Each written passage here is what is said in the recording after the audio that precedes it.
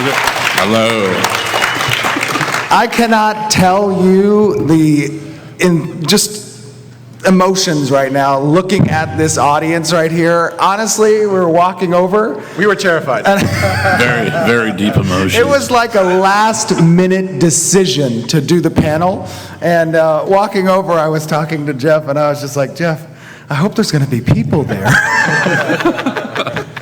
We had this terrifying imagination that maybe you guys didn't really like us. And on top of that, walk to get over here. on top of that, I'm like, why don't we just walk to San Diego? Oh my God, this is crazy. Weston was kind of far. But guys, thanks for showing up, honestly. We have a lot to talk about today, and we're gonna do our traditional kind of Q&A session where we have a couple mics that are out there, so if people wanna ask some questions, feel free to raise your hand when we get to that part. But how many of you guys have been to the booth and tried Ashes of Creation? And what do you guys think of our pre-alpha build? Amazing. Thank you. Amazing. Thank you. Thank you. Thank you. I gotta tell you, this team, our team, we were living in a dungeon for the past 3 months straight. Like, no joke, there was like no light when we stepped out. We came in so early in the morning that the sun wasn't out, and we didn't leave until it was nighttime. So when we flew in the morning to Seattle, everyone was like, you know, that you could. I went blind for like an hour. I had like dizziness, I couldn't see anything. It was crazy. That's regular hours for me. Okay, there you go. I think We should introduce everybody. Oh, yeah, absolutely, we should. I'm sorry. Jeff? So I am Jeffrey Bard. I am lead designer of Ashes of Creation. I am Stephen Sharif. I'm the creative director and founder of Intrepid Studios. I'm Keith Kovac. I'm one of the senior character artists at Intrepid. I am Michael Bacon, senior general artist. I am Matt Broom. I'm a senior character artist. All right. High five. We finally are letting the artists out to talk a little bit. Right? A very, very bad idea. Not With good. rules. Very artists. It got so busy at the booth on Friday that I didn't have time to get on stream, and I was like, Michael, take it and run with it. A very, very, very bad idea. It was pretty crazy.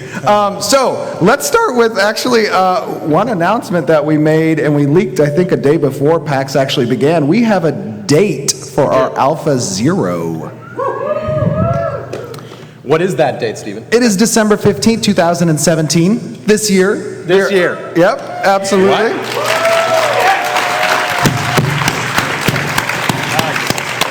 Thanks for telling us. We actually, you know, Yeah, we just found out. This is, did you just find out? I'm kind of more- rethinking no. this I'm whole more Seattle terrified. trip. What the- I'm more terrified. Thank you. No. Back to the dungeon. That's it, yes, exactly. Get back in there. Can we have no.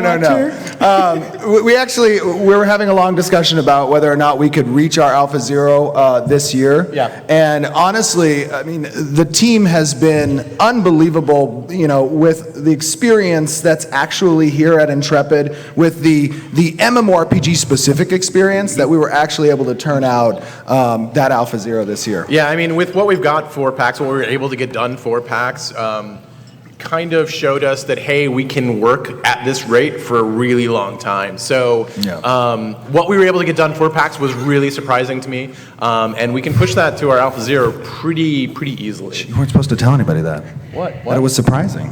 We were confident the entire time. No, we were confident the entire time. But no, right? Like this is a panel to just kind of get to know. We weren't the up project. until 5 a.m. the entire week before coming to Seattle at all. No. We had it. It was easy, right? It was easy. Yeah. Easy. Right? It was easy, not a problem. Yeah. Yeah, it was easy. Back in the dungeon. Totally easy. No. So actually, what I wanted to do before we get into a couple other announcements is kind of just run you guys through the process of bringing together, honestly, a startup studios. I don't know if anybody really knows this, but Keith Kovac was actually the first person hired at Intrepid Studios. Number one. That was before there was an office, right? Yeah. Actually, no. No? Was it? No. Well, no, there was an office, but there was a couple of desks and no computers. Yeah, that's right. His interview he walked into was just desks there that were completely empty, no monitors, no computers, no nothing, in this like warehouse-looking building. Yeah. Humble And then beginnings. Steven sitting in one chair, and I was In the center of the building. in the center of the And I was like, walk to me.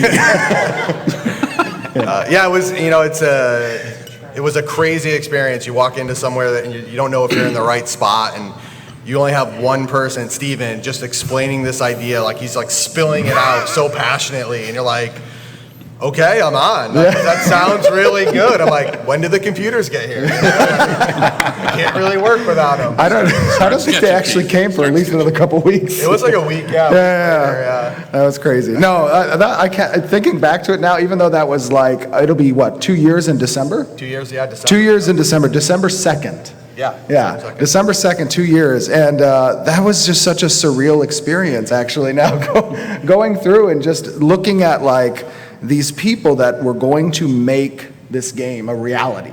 And seeing the talent that was coming in through those doors was unbelievable. Like, I actually get a little bit kind of emotional when I think about it. But, being here now today at PAX and seeing this actually come to fruition is like unbelievable. Yeah, it's absolutely amazing. Yeah. I've seen, like, I've been working the front of the line all the last 3 days, so I recognize, like, a lot of you guys, like, I've personally talked to, and you guys all seem so excited about the game, and it's like, it really drives us. He needs a hug. Yeah, no, pretty cool. So tell us, actually, Jeff, Okay. a little bit about your experience coming on board. Yeah, so I got a heads up from a buddy of mine who was talking about this Steven character who was interested in starting up a new studio in San Diego and wanted to make an MMO. I'd never heard of him. I've never heard of the studio. It kind of just appeared out of nowhere, and I was like, okay, I'll talk to him. It didn't really sound like it would be something realistic or, because I've been there before. I've seen studios rise and fall, and people who think that making games is easy and can, just like turn around a really cool, really big idea in a couple of months, right? Like I've seen that a lot. So I kind of expected something really similar, but I wanted to talk anyways because I owed my friend a favor. And so... Oh my gosh! All right. So I came into the studio and I got interviewed by Steven and a couple of the other people who were there already.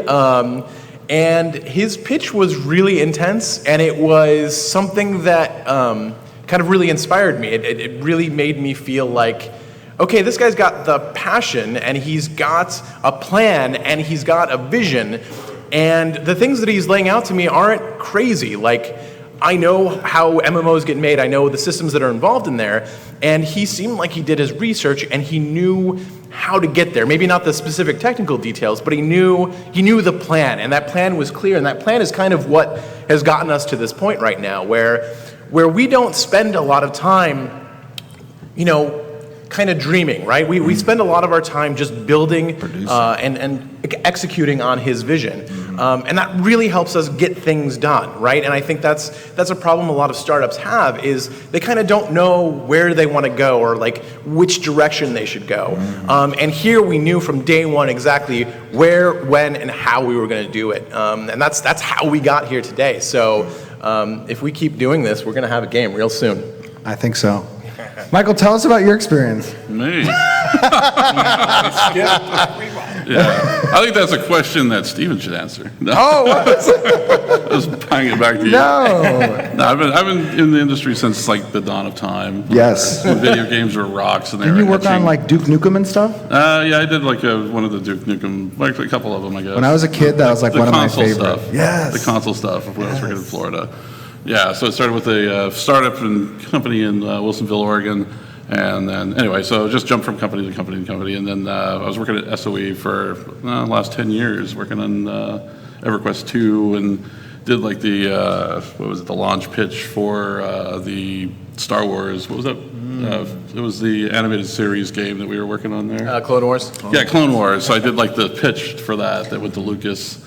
And that was fun. And then, so then anyway, I ended up splitting off. I was working on my own projects.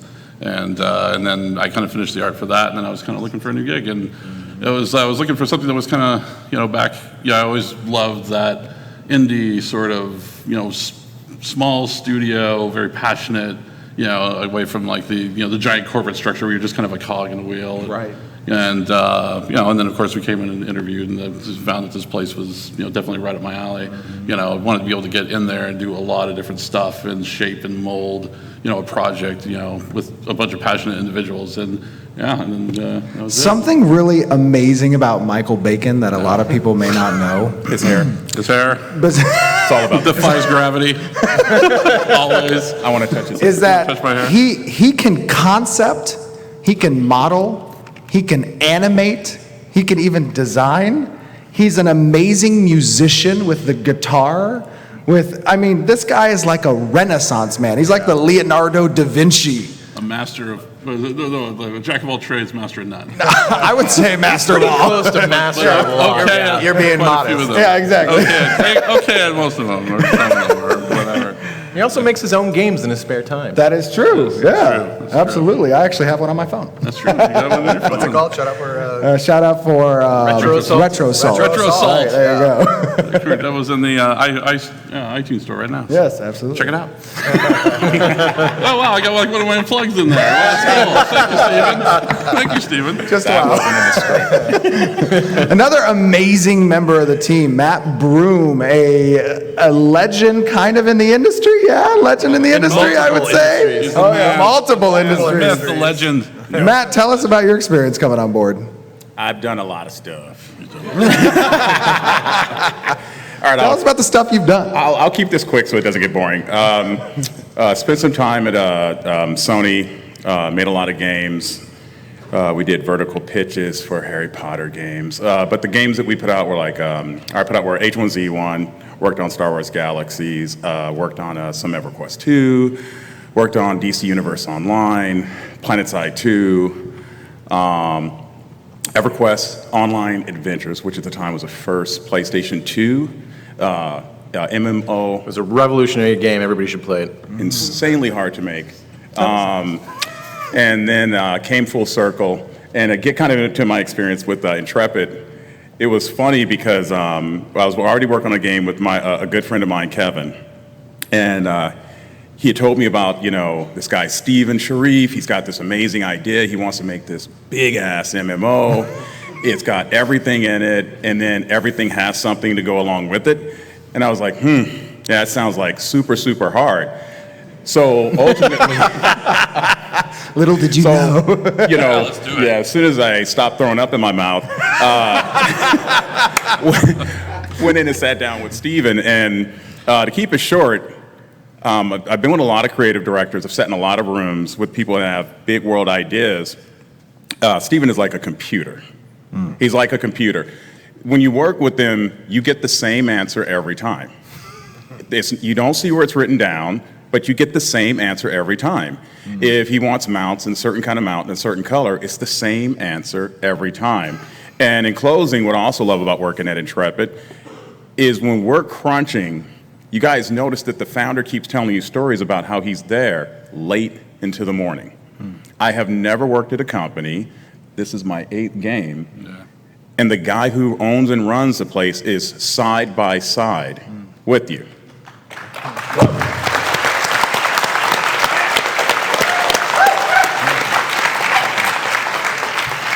Well, I got to tell you something, and I think a lot of us know this. When something is a passion, it doesn't feel like work. Regardless of if you're there till 5 in the morning or not, you are loving what you're doing, and Ashes of Creation has been nothing but an absolutely just pleasure of an experience to kind of work with not only the team, but the project that we're creating is something that is exciting me a lot. Yeah, I mean, Unbelievable. it's for me. It's every month is something new and something rewarding, and a lot of it comes from you guys, right? Like, we can't make this in a vacuum. It doesn't exist without everybody, and your responses, your engagement, all of that stuff is kind of what keeps us going in this crazy experiment that we're doing right now. I know I've said this before, but I kid you not, even if I get home at 3 or 4 in the morning or whatever, I still always end up going to sleep either reading the forums like this or the Discord, and I fall asleep by my phone hitting my face. That's usually how that happens. But I mean, it's all about really getting connected with the people that you're really making this game for. And it's an awesome thing to see just here at PAX, the faces. It's one thing to read the words, right? It's another thing to see the faces playing the game, playing actually Ashes of Creation this early. I mean, it's something that's awesome. I love it. You know, even when we went to our Kickstarter, like we had no idea if we were going to make $1,000 in our first day. I mean, we didn't know. Like, and the next thing you know, it's like $1 million in the first day, and we're like, watching that Kickstarter was insane, crazy. Literally on the first day. So I mean, excuse me. A lot of people, you know, going to Kickstarter wasn't about the funding, honestly. It was about kind of community development and the marketing aspect, because as a lot of people know, you know, starting a brand new IP in an MMO genre where, you know, it's kind of dominated by AAA studios, big studios that have massive amounts of money to just throw at marketing, you got to take it everywhere you can. And Kickstarter was one of those methods. So when we pressed that button to launch that campaign, I mean, my hand was like trembling. I was like, oh my God, I hope that people actually agree with what we're saying. I hope that people are excited about this idea, this no pay to win stuff, this, you know, players controlling the narrative of the story, and all. They just don't think these are like, oh, the same buzzwords I've heard of, you know, before, because you kind of get that stigma sometimes. yeah, it looked really good on paper, but we didn't know if it was going to translate. Resonate, absolutely. It absolutely did. Well, you had a little bit of a pulse because we had like videos that we would put up like for internal purposes, where we like post them up on like an account or whatever, and then we would post them on Slack just so the team could see them, and then instantly the press like latched onto them and started making articles out of it. I was like, oh God, we gotta shut this thing down and start making everything secure. Dark Horse Studio comes out of nowhere. Yeah, you kind of knew right there that you had something. You know, Steven. Yes. Can you tell all these MMO gamers how many MMOs you've played? Ooh. I mean, I've played a lot of MMOs, honestly, and I mean, I've been playing MMOs since I was, honestly, this sounds crazy. I was 6 and a half, I think. I started my first one back in 1991. I didn't know that it was $6 by the hour, but my mother found out. The pricing structure was a little different back then. I guess it cost a lot of money to be on AOL at the time. But Neverwinter, was my first MMO, and I've played a lot. I've played a lot of MMOs. But no, that's helped me to define the image that I have for Ashes of Creation, honestly. So. It's one of those things, right? Like your first MMO is kind of always nostalgic and awesome, right? I played Anarchy Online as my like kind of first real MMO, and I always look back and I go, that was the best MMO. And I think a lot of people have that same story, where it's that first one trying to recreate that, and you keep moving from MMO to kind of try to find it again. That's kind of where this comes out of, because we all had that picture in our heads of what an MMO could be, right? And kind of what it represents to be in a world that's filled with people who mean something to that world. And that's where this all came from, is kind of that first, trying to recreate that first experience. And I think that sometimes when creating something new, you want to be somewhat innovative, but in the MMORPG genre, you also want to be somewhat traditional as well, because there's a sense of nostalgia among the community that they have that first love, they have that first experience, and they want to recreate that. So you have to kind of blend those two, and they can be diametrically opposed at times, right? Yeah, no, they're definitely. Yeah, and I think that's what we're doing with Ashes, is we have a lot of traditional feeling systems at the same time we're trying to move it forward into the future, because MMOs need that, right? Like MMOs need to evolve, and we're trying to do that, is to move it forward, because it's been stagnant for a little bit too long, I think. So I know that we actually announced we had a special guest here. Unfortunately, that did not work out, but we do have the announcement of our special guest. And it actually is the musical composer for the game. But I want to preface this by saying that when I first had the just idea of Ashes of Creation, I had also the idea of who the composer would be, and this is that person. I'm a huge sci-fi fan with shows and stuff. I love Star Trek. I love Battlestar Galactica. I also am a big fan of The Walking Dead. And one of the, in my opinion, greatest composers that's out there right now is an individual by the name of Mccreary. And Mccreary,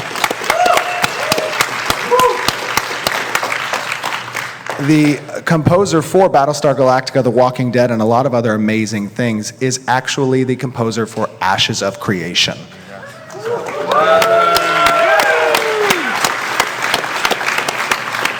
So, talking about music and the score that's going to be in Ashes, for me, when I've played games in the past, it's always that immersive quality that brings me in, that takes me out of reality and puts me into this kind of fantasy world. This suspension of disbelief is assisted by not just the visuals, but by the audio, the music itself, having a distinct identity for a zone, having a distinct identity for a culture and a theme for the game. Those things help me to become a part of the game, really, right? Without a doubt. And Bear is a phenomenal composer when it comes to the conversations that we've had with him are pretty incredible. Yes. I'm really excited to start seeing what he can do with us, because he is totally 100% bought into the idea of Ashes.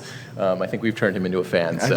I got an email from him yesterday that says, I just want to get into the world and submerge myself in the story. Yeah. And, he has a good amount of the story that is not released, and I think he's falling in love, so. Yeah. Yeah, it's pretty cool. So that was our one of our announcements, but I want to be able to also open it up a little bit for some questions. Yeah? We want to do some questions? I mean, we're pretty traditional with Q&A stuff, and I know that there's a lot of questions out there. What, we good? Yeah? Nothing, Questions? I was just going to reflect. Everything back. We have a mic set up actually right there, and then we also have Asari, who is a floating mic, and if you guys have any questions, you're welcome to step up to the mic or raise your hand, and the team here is going to answer some stuff. We also got some swag that we're going to hand out too. So now you've been seeing some of the Free stuff, free swag. alpha codes. That's a good question. We'll see. We'll see about that. We'll see about that. Alpha codes. Technically, I bought 50 of them that we still have to hand out. Yeah, you did. Right? All right, so who's got some questions? We've got a fellow up there. Feel free to step up. Give us your name and your question. Yes, my name is John, and I have not seriously played an MMO since EverQuest. Okay.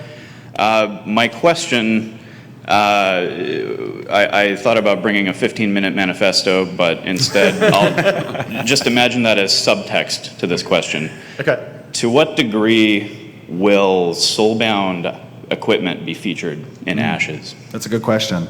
Not a very high degree, honestly. The way that we're actually constructing the economy in Ashes of Creation is going to involve items that are not soulbound. We want the market to work off of transferable goods, and actually we have hired at Intrepid Studios a PhD economist named Rocco, who is helping us to build those systems. Yep. And I think it's important that for a healthy economy, you have the ability to deconstruct and destroy these items and transfer these items.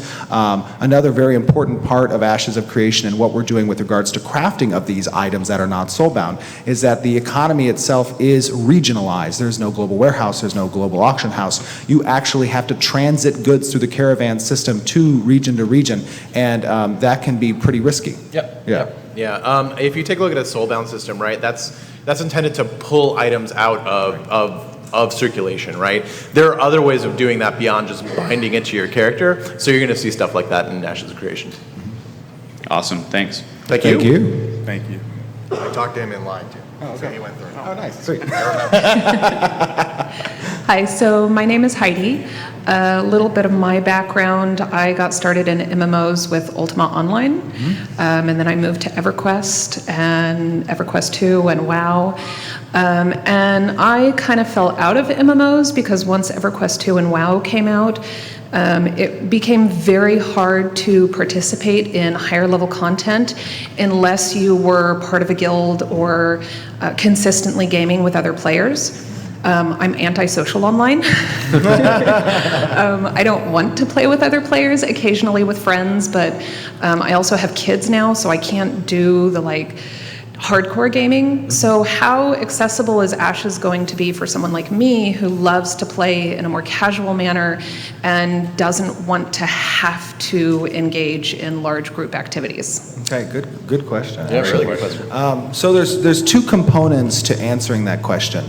One is going to be the layers of community that we have available in Ashes of Creation that don't necessarily involve a lot of dedication on your part. You could literally log in and talk with people who are fellow citizens of a node that you're a part of, who are fellow members of an organization such as a Scholars Academy or a Thieves Guild that you're a part of, who may be in a guild should you choose to do that, who are followers of the same religion that you may be in. And there are going to be quests that are specifically geared towards individuals of those layers of community as well as groups within those layers of communities. So you're going to have a lot of solo play that's possible if you want to stick to yourself, or you're going to be able to quickly find a group within the specific chat channels that may exist for those layers of community. And it's going to be something that you can really just log in to do. You don't have to have super coordinated timed events that you can do. There are going to be a lot of timed events as well for guilds and communities that are more structured, that are more organized, and have more dedicated bonds of groupmanship, right? But we want, because this is a non-faction based game, we want to have a lot of pseudo sort of factions where these bonds can be formed naturally within the game, and that can create some rivalry, some competition, some player-driven content as well. Just to give you an example of how this might work, right? You are a solo player, right? You kind of keep to yourself, you log in, you do your own thing. But let's say you put the house down, right? That makes you a part of the city, right? Now you have ownership of your citizenship, basically, at that point. Now this city comes under attack, right? You have to defend it from a siege.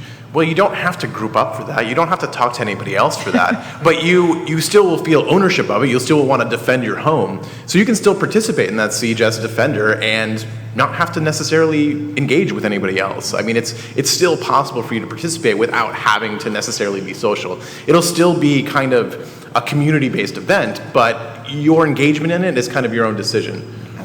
So that actually brings up a follow-up question for me. So if I place a house in a city and that city gets attacked and I'm not online, am I going to lose my home? That's a good question too. So the mechanics that are involved with declaring a siege against nodes involve a very difficult quest that the attackers must go through first in order to attain the item necessary to declare the siege. And then there is a specific time period, a window that's based off of server time localities that they can declare a siege. After they've declared a siege, depending on the size of the node they've declared against, there's going to be a window of preparation available for the citizens of that siege to know when the impending siege is coming.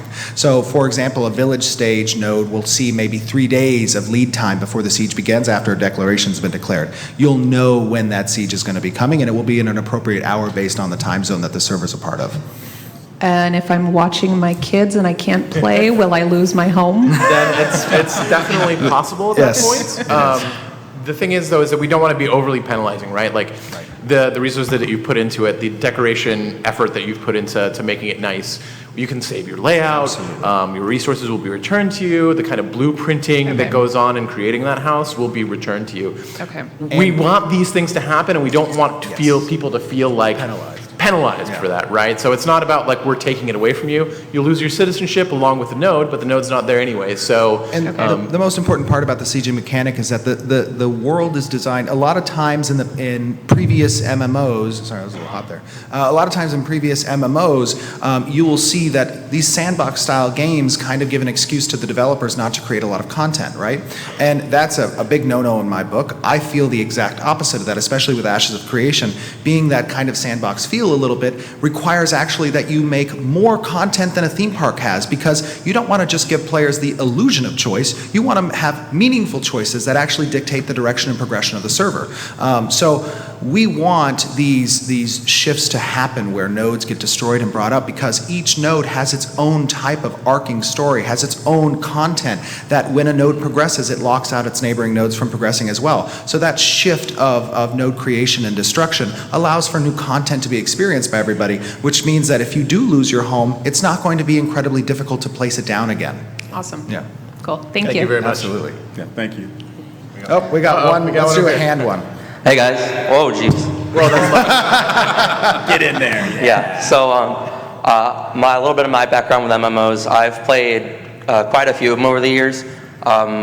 Mostly jumping around based on what my other friends are playing, and then sticking around for a varying amount of time depending on how long they stick with it as well. So, like, I've tried Blatant Soul, I've tried Terra, I've tried Black Desert. Right now I'm playing Phantasy Star Online 2.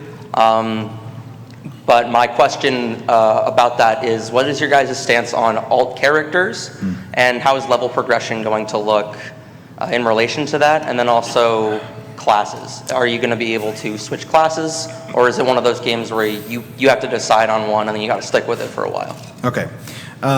So alts, perfectly fine. Players want to have alts. That's an amount of effort and time that they're devoting to actually progressing that alt so that it levels up. That's fine. With regards to the class progression, I may have missed the middle one there. The class progression is following 8 archetypes. You choose a primary archetype that gives you your primary active skills. Each active skill will have a subset of slots available to apply augments to. Augments will change the way that those active skills look and feel, and some of the things that they can do. So, for example, we've given in the past, and I'm going to talk a little bit faster so we can get as many questions as possible. Hope they can understand what I'm saying. We've got a line. Yeah. Hopefully, okay, so let's say, for example, you have a fighter and that fighter has a rush skill, and you choose your secondary class, which again is from one of those 8 archetypes, a rogue, for example. That charge will charge towards target, deal X damage, do some condition modifier. If you take the rogue and you take his stealth augment and apply it to that rush ability, then you'll go invisible upon the rush. You'll keep the rush primary skill, but you'll augment it to kind of adapt to the identity of that rogue archetype. It won't grant you new skills. Or let's say you were to go with the mage secondary class, and you take the teleportation augment and you apply it to your rush. Then you'll teleport to your target. So it kind of gives you more of a horizontal slice progression that's available from the secondary class, which is a total combination of 64 classes that will be available in the game. And to answer your question as far as respecing goes, for the primary class, we are leaning towards no on that, and for the subclass, we're leaning towards yes. So it's a matter, we've got to do some more experimentation with it, but that's kind of what our answer would be right now if you force me to say yes. Yes. Okay. Thank you. My name's James. I really, first to start off, can tell the amount of planning that you guys have been able to do, and obviously to Stephen, you can see how you have a lot of people who've come behind you and to support this really well thought out idea. I've come from a background of a lot of PvP MMOs. Dark Age of Camelot was probably one of my favorite. As you continue to bring on a lot of this strong experience from a variety of backgrounds, both on the music side, art side, design side, how structured do you see your plan being, and do you see it, is it something that's, you could really take this from now all the way till the end of the game? Is there probably going to evolve a little bit over time? Because in this short period of time, you guys have really put a lot out, and I think that's because of the structure of the plan. Do you be able to see yourself work at this pace continuously, or is it something you're going to have to adjust? So I think one of the, now I haven't been in the industry outside of starting Intrepid Studios, but I will tell you that one of the reoccurring themes I hear from my developers that I bring on board is that being at Intrepid Studios and being able to produce this amount of content in the amount of time that we have really is a result of having a very specific vision, having a set parameter of what we want to build, and not having to kind of explore different directions while we're building. I think in the past, some other companies will have people start in one direction and then scrap it after a period of time and start in another direction, and scrap that in a period of time and start another direction, and obviously nothing gets done. They wonder why. So for me, yes, there is a defined parameter in which this game exists. Obviously, game development is an iterative process, which means that when we start the alphas and betas, where our community gets to become a part and see what we're producing, they will give us feedback, and that feedback is obviously important because sometimes you can lose a little bit of perspective when you're so deep entrenched in something, and you need an outside eye to give you an idea of what that is. Does that mean it's going to change any major overarching ideas or systems in the game? No, I don't believe so. We have that pretty set. But there will be some tweaking, obviously.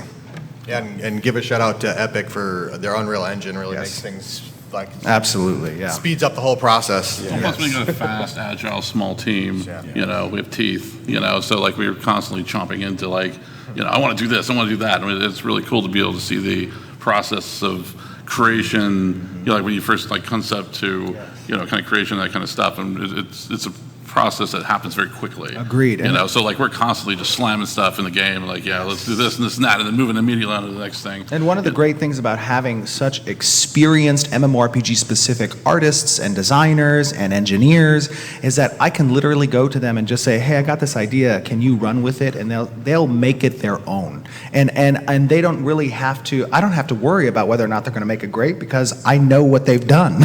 I've seen what they're capable of. So I can give them that trust that's really like, you go and do this thing and you own it. Like that's you. Yeah. Right? We also got a lot of guys who are very flexible in the team. So like there's a lot of things where you'll just come up and say, our concept guy over here is like, Jeff, like, oh, he's working on these things over here, but can you do this? Hey, what's your concept out real quick? And so it's not like a scenario where it's like, well, you're this. This is your job and this is all you do. It's like we wear a lot of hats and we're very flexible in that regard. And so because of that, there's not a lot of bottlenecks. So we're constantly like branching out into like other, areas and fields and just, basically just taking on whatever we can, and that keeps things moving and keeps things, kind of just Another huge forward. part of that is the atmosphere and the culture that's at the studios. It's an extremely flat and collaborative process. I mean, we have a lot of people that have an unbelievable amount of experience, and everybody can kind of learn from each other's experiences. They work with each other. They have multiple hats, like Michael said. So literally, we don't have offices. We're all on the main floor with each other, literally sitting next to each other, able to just roll over on that cement floor with our chairs. That's what I was going to say. Or just yell at each other. That's what we do a lot. The flat studio that we have, I don't have to go to an art director of an art director to get back into figuring out where the design is going. I go right over to Jeff and I get the iteration right then, and I go back and I'm already working on it and we're done. Yeah. And also not a lot of ego. There's not at all. So I mean, it's like, so we're just, we're not trying to step on each other. We're not trying to, we're just trying to make an amazing game. An amazing game. Thank you, guys. Thank you. Thank you. Thank you. Oh, wait, we got We another. got one more. Wait. We can go 1, 2, 1, 2. You think so? Okay, that sounds good. That's unfair to them, though. Oh, I guess we have a that's long true. line. Let's go 2-1. 2-1. Okay, So 2-1. we'll take you now. Go ahead. So I've been going mid-core to hardcore through World of Warcraft and Lich King all the way to Savage Final Fantasy. I'm curious what you have in terms of raid content, and if not calling it raids, then small group high difficulty challenges. So currently, our raid size will begin at 40 for our alpha testing. We intend to have massive battles. I mean, we want to put the massive back in massively multiplayer. So.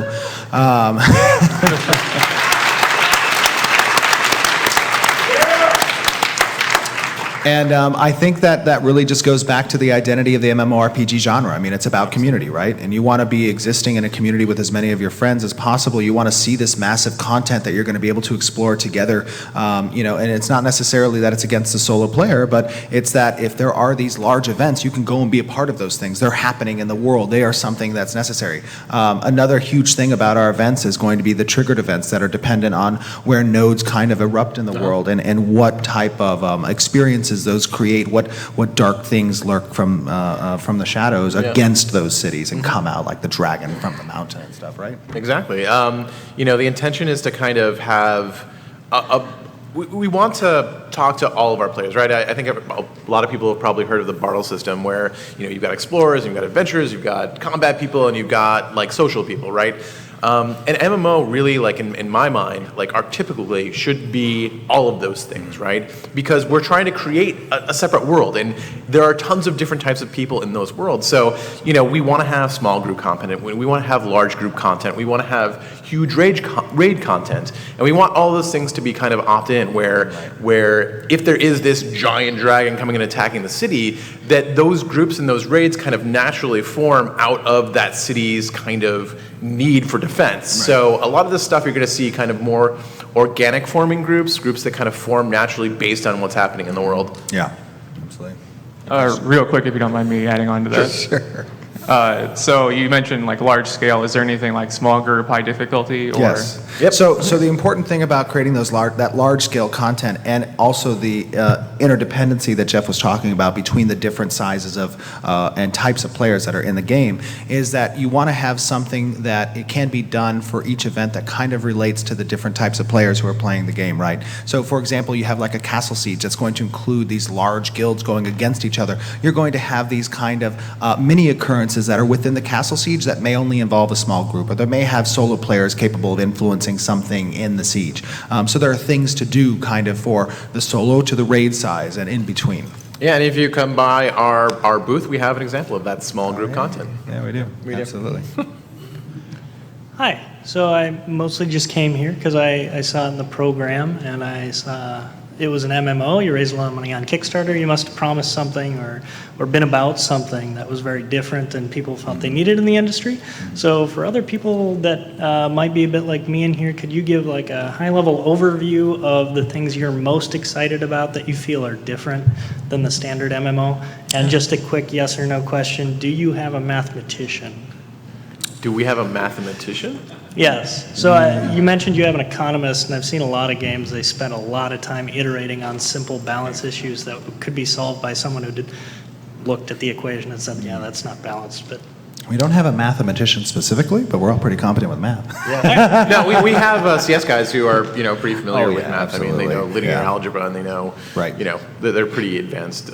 Yeah, I see their books on their desk. Yeah, they're pretty scary. I look at them and I'm like, what is that? It's just arcane symbols. They bring things into the world. That's a lot of It's pretty Greek. amazing.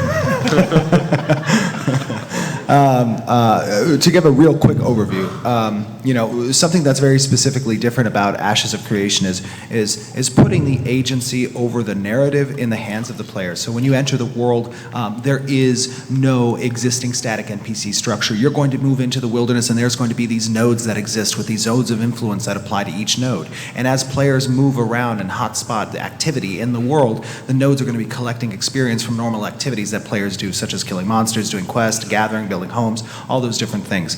When a node collects enough experience, it's going to threshold to one of 6 stages. As it progresses down those 6 stages, you're going to see NPCs appear. You're going to see a camp, a village, a town, a city, eventually a metropolis. At every stage is going to be unlocking new content that's specific to the location of that node. So players are going to be able to build literally cities up from the ground, and then they're also going to be able to destroy them to pave the way for new content. Nodes specifically, when they get advanced in stages, disable nearby nodes. So you are literally locking out content that's available, and players are going to have to build this up. Each server is going to experience a different history. Each server is going to have a different story told. cool, thanks. Yeah. Mm-hmm. That was quick, man. I'm sorry. I'm impressed. That's the first time I've said that. So you stated before that your most important system that the most players interact with is the combat system, which is what my question's about. You've recently added the combat minigame bar. It feels comfortable on a mage. At first my reaction was I hated it, but the randomness in the mage feels at home. On the melee classes, not so much. How set in stone were you guys on the minigame? And are you going to carry it over to all classes, or for instance, on a melee class, were you thinking about maybe doing something a little different? So let me give a pretty in-depth overview on the Quicktime event that's been associated with the #1 skill in the combat. Also yes. known as the combo system. Also known as the combo or precision system. So specifically, I do believe it is correct that combat is one of the most important aspects of an MMORPG, obviously making it feel fluid, making it feel comfortable, because it's something that you do very often. The reason that we added the Quicktime event was because we didn't want to have an auto attack feature. The Quicktime event doesn't apply to all skills. As a matter of fact, it only applies to one skill, and it generates what we call focus. And focus is an alternative energy source that can fuel certain types of skills. So instead of using your auto attack, you're using your primary weapon skill. And this weapon skill is a progression path in and of itself. You have your normal skill tree that you have with your assigned class, but then each weapon has a progression tree as well. And that progression tree allows you to add specific types of conditions that will be procced when you hit a combo in the precision system, in the combo system. Now, the huge thing about QuickTime events obviously is going to be the interaction with your eyes and the UI. And right now our UI is pre-alpha. It is very early. And part of making that more intuitive is obviously going to be an iterative process between developing further the UI and then getting players adjusted to that kind of QuickTime event.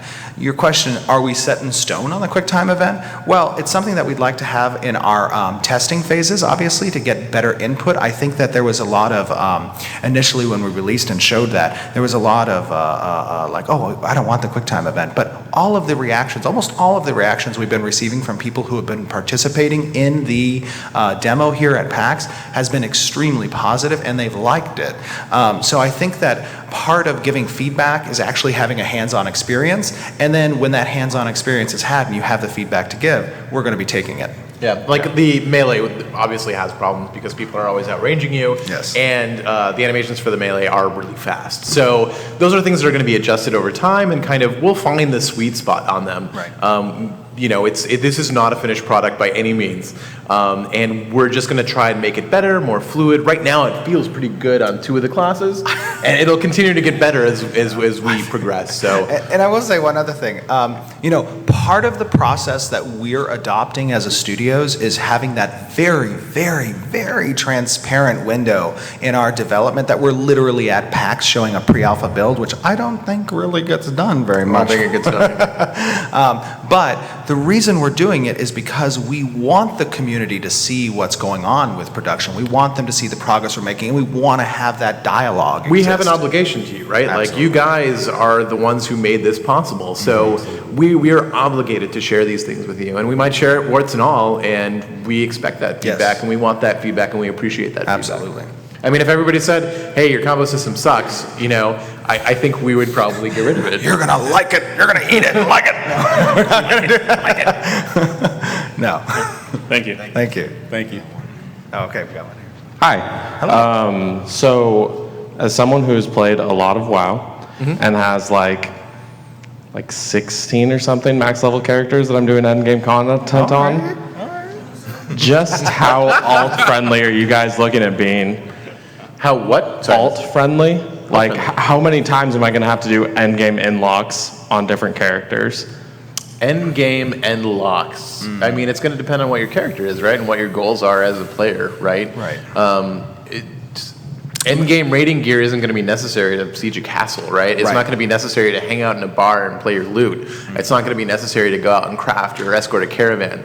So there's all sorts of different things that you can do in this game that don't involve end-game raiding. And there are no account locks on gear or items or specific quests or things like that. I mean, if you're developing a new character, an alternate character, you know, that progression path is an individual progression path of its own. Once I get to the end game, I'm at the end game. Absolutely.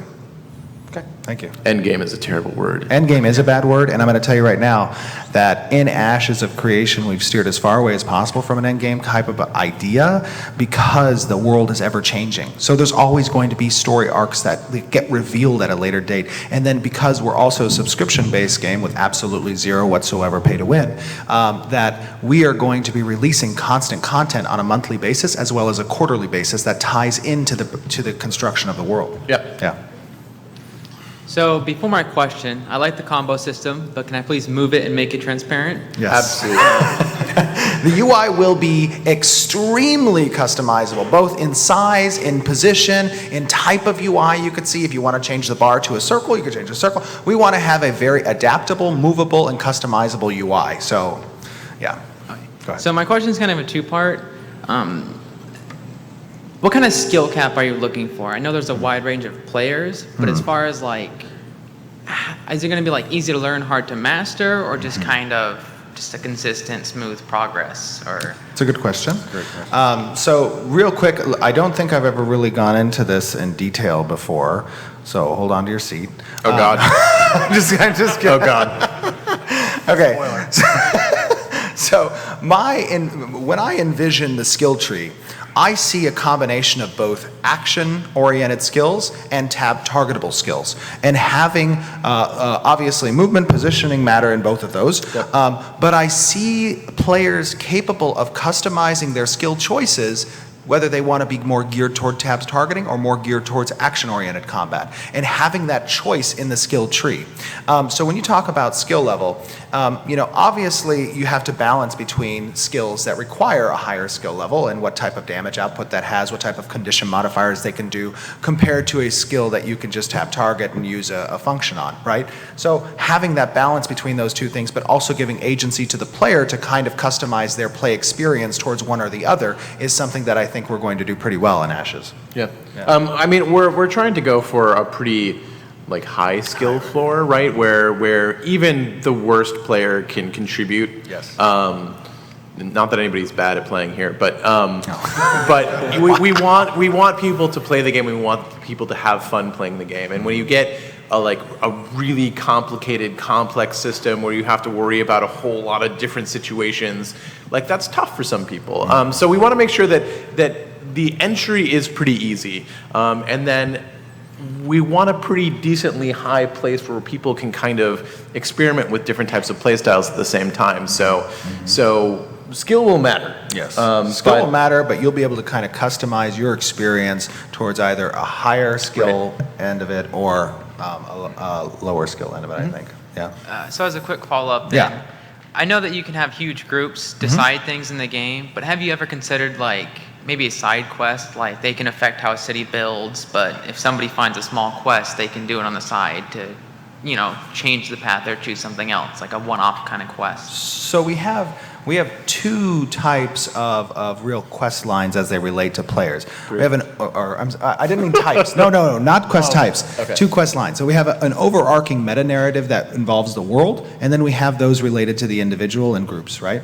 The types then, yes, are three. You could say the three types if you like. So the three types of quests are tasks, events, and narrative. So tasks are a little kind of more incidental quests. Like if I'm going to go send you out to kill 5 wolves, right? Do I need to actually tell you a story about that? I don't really need to give a designer a week's worth of work to figure out how to make killing 5 wolves interesting, right? If we just create the story out of what's happening in the game, then I don't need to write that. I can just let it happen, and players will create that story in their head. So if those 5 wolves are killing your livestock, you need to deal with those wolves in order to protect your livestock. So there's a story right there that I don't have to write. So tasks are generally these smaller sort of quests that kind of affect the node as a whole, that have consequences, that can be either successful or failure, right? So if you fail to kill those wolves, they'll continue wrecking your livestock, and that'll reduce the amount of stuff that your farm is generating. So we want everything to have consequences. We don't necessarily want to write a lot about that. That's where we want to focus on the narrative. That's where we're going to focus most of our kind of writing design work is going to be on telling the story of the world, and not these little tiny stories that are kind of more filler than anything else. We still think they're important. They're important for content. They're important for people to have things to do during the day.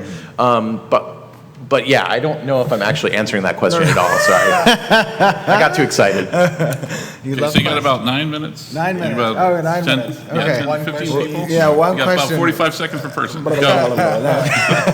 Yeah, sorry about it. I was going to answer something else, but that's fine. What's up? All right. Hello, I'm Connor, or Taleteller on the forums, and I would like to ask from the community, the Grey Sentinels, or a guild in Ashes of Creation. You have the Cleric and the Summoner, and we know that the Cleric is a master of life and death. If you combine the two, will you have a Necromancer?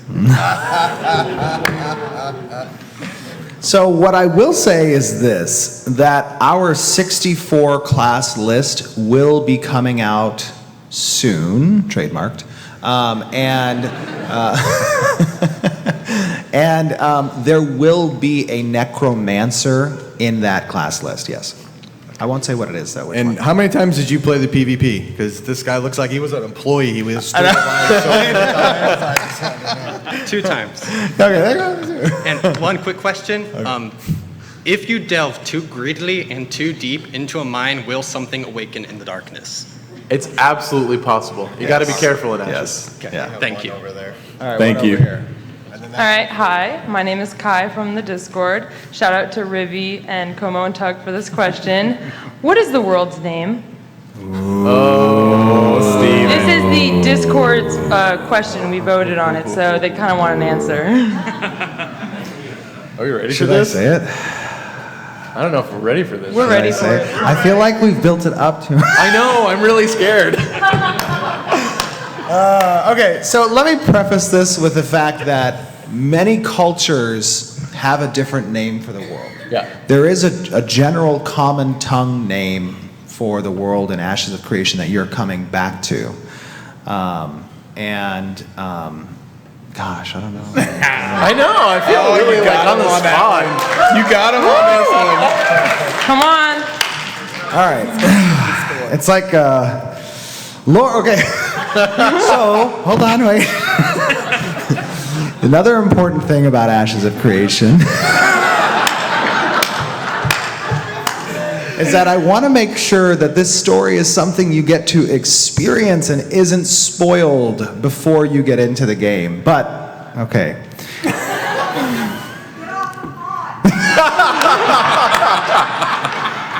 All right. The name of the world in Ashes of Creation is Vera. Thank you very much, everybody, for coming. Not cool, Jeff. I was wondering if Jeff was going to let him say something. Oh my gosh. Okay. The name of the world in Ashes of Creation is Vera. Verra. Vera. And that was not scripted at all. Oh my goodness. Thank you. You're very welcome. Are you okay, Jeff? Oh, yeah, okay. That's clear now.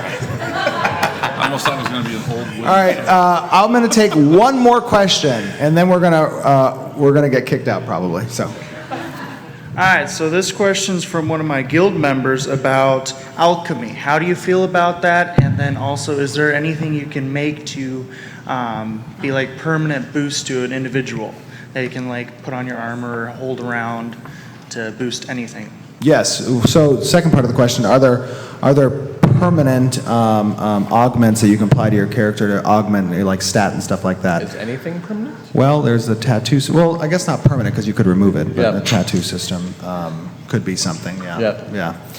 And then also, armor sets and stuff like that. What was the first question? The first question is, what do we think about alchemy? We think it's pretty cool. I think alchemy's cool. Yeah. I do it regularly. Good question.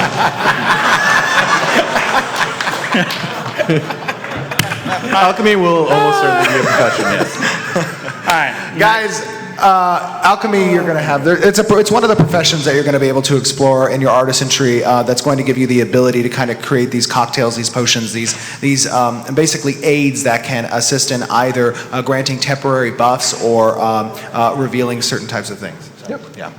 And anybody that didn't get their question answered, just swing by our booth. We're all working the booth, so we're answering questions all day long, all day tomorrow too. So Absolutely. And guys, I want to reiterate again that it is an absolute pleasure and honor to see the type of enthusiasm and excitement that's going into this from the community. You don't understand the smiles that you put on our faces at the studios every time we release anything about Ashes of Creation. To see your guys' involvement in this, to give us your feedback, the passion that you're putting into it honestly makes our days possible. We feel really lucky. Yes. Thank you. Very much. Thank you very much for coming. What about swag? Thank you, guys. All right. See you at the booth. Alpha Key! Oh, Alpha Key!